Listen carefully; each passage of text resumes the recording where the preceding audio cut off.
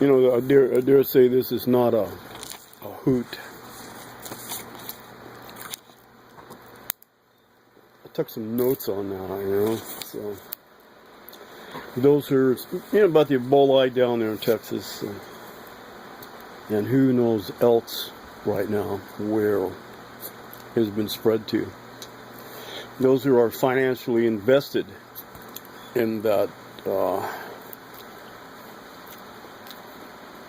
health hotel.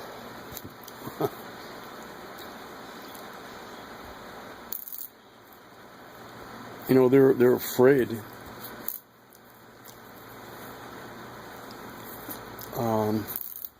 Because of this Ebola breakout.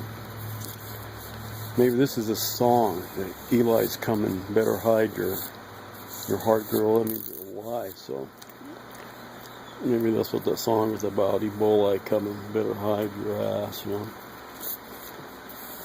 Wow. What they're worried about is going to become bankrupt, the financial people that are invested with this hospital. And, that's going to do things to them. The bankrupt's just going to hurt them, I mean, they're poor dears. So they're trying to, even keep things secret right now. And it's what they've been doing. But it gets to a point where this is out and it needs to be known. It just can't not be, buried. Because of what? Their money. They're worried about their money, losing their money, becoming bankrupt. I'm sure there's insurance you can get for that. But at the hospital there, they say they weren't physically equipped to deal with all that was coming on them there. And the nurses, not all the nurses wore, or their necks weren't covered. I mean, some of them got tape and wrapped around their neck, but some of them's necks weren't even covered, and this is probably one getting it. So it's like it's spread, it gets onto you, somehow. And the ones that are covered with a mask and gloves and everything. So if your skin is exposed, it seems you can get it just by exposed skin. Were they touching things with their hand? Did they ever, do their hair or touch anything on themselves after that? They did it themselves? Oh. But it's really sad, though, if these investors there are going to be losing the life of their dollars. God, can't you understand that? I mean, I've got all that money invested there, and it's going to be bankrupt, and damn, too late to sell out of this shares. I'll get with the other guys, and you tell him, we got to hammer this down, because we're going to be up ass bankrupt and lose our ass and all of our money and our income from right here. And this is going to spread to others, so that's going to put a big chunk into healthcare right there, because there won't be any facilities there to care for people's health in that area. Oh man. Let alone where these nurses, like the one nurse there that caught that stuff, probably didn't have her neck covered. She flew on a plane after this. She did the thing in there and blah, blah, blah, whatever, and then she gets on the plane and take off and go someplace. Geez, I wonder if that nurse is like part of an organization, It's like that show, The Following, where that guy, that teacher, had taught stuff to his taught stuff to his students about, that's gum in my tongue, I guess. Through college, professor, students, and he would give them a word to, not everyone, but just every once in a while he would just give one a word, to them. And it would be used for future times.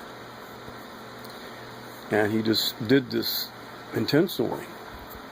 Then one day, it's like a unity. Like if he ever needed something, he needed help, he could rely on them because of, how they are, and to give them things in their minds to look and be wary of and looking for.